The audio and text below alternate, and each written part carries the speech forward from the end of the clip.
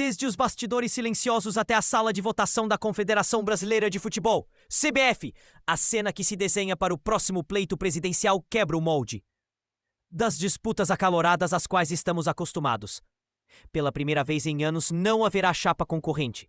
Samir Shaul, médico infectologista e atual presidente da Federação Roraimense de Futebol, apresenta-se como candidato único. Essa circunstância, aparentemente inócua à primeira vista, revela um arranjo de poder que tem profundas ramificações na governança do futebol brasileiro. Samir Shaul carrega em seu sobrenome um legado de influência no futebol de Roraima. Sua família comanda a federação local desde 1976, quando seu pai assumiu o cargo, e nele permaneceu por décadas, alternando breves afastamentos. Hoje, Samir sucede o pai em uma entidade que, apesar de sua longeva existência, convive com a realidade de que nenhum clube roraimense disputa divisões nacionais expressivas. Ainda assim, ele angariou o apoio formal de 25 das 27 federações estaduais, um placar praticamente unânime, com exceções pontuais de São Paulo e Mato Grosso.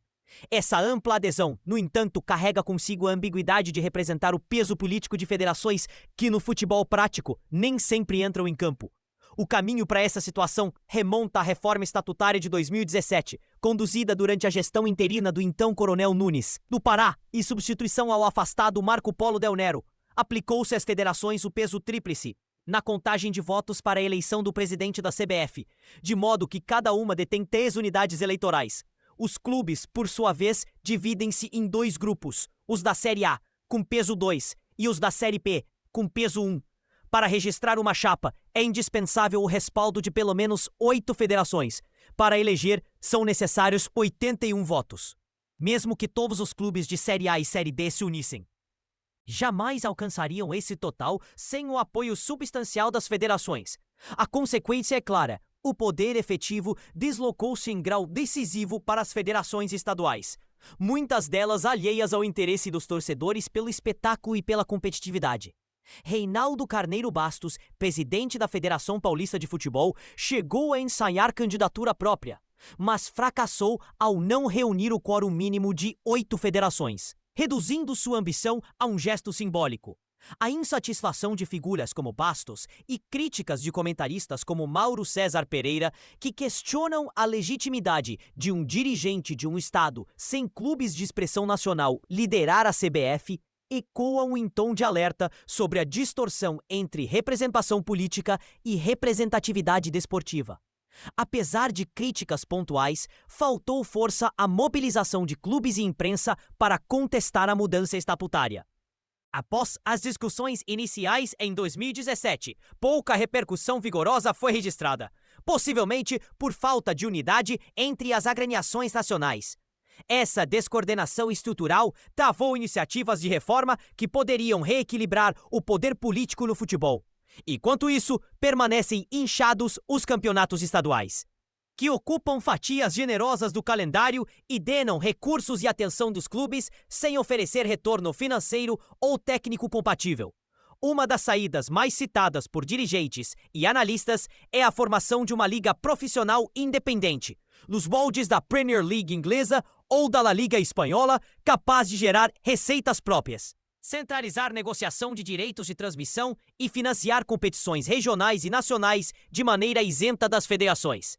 Esse modelo, defendido por poucos protagonistas no Brasil, colocaria os clubes, verdadeiros geradores de ingresso, audiência e patrocínio, no centro das decisões políticas e econômicas. Todavía, esbarra na falta de confianza mutua y no histórico decisiones internas.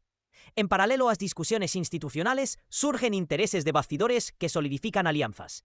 O aumento recente das mesadas a presidentes de federaciones estaduales de 50.000 reales para 215.000 reales mensales, pagos 16 veces al año, é percebido como estrategia para fidelizar lideranzas regionales.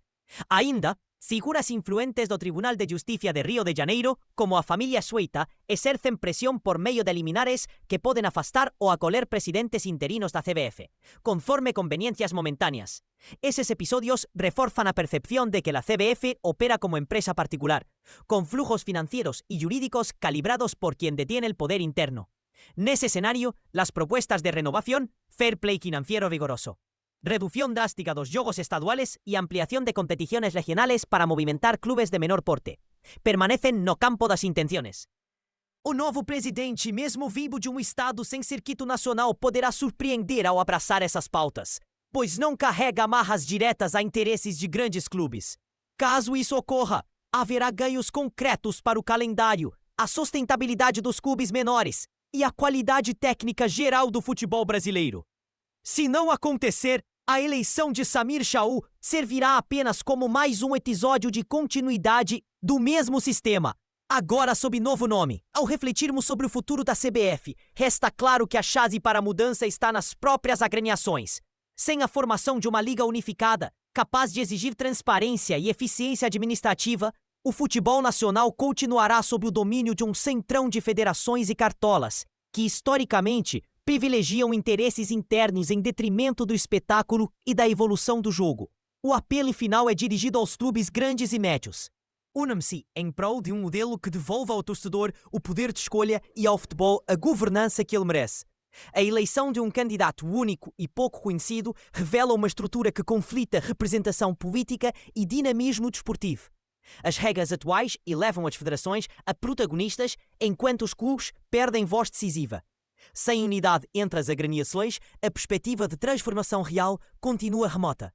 Resta às partes interessadas decidir se permanecerão reféns de um sistema que favorece a perpetuação de poder ou se empreenderão o desafio de criar uma liga articulada capaz de resgatar a competitividade e o equilíbrio que o futebol brasileiro tanto precisa.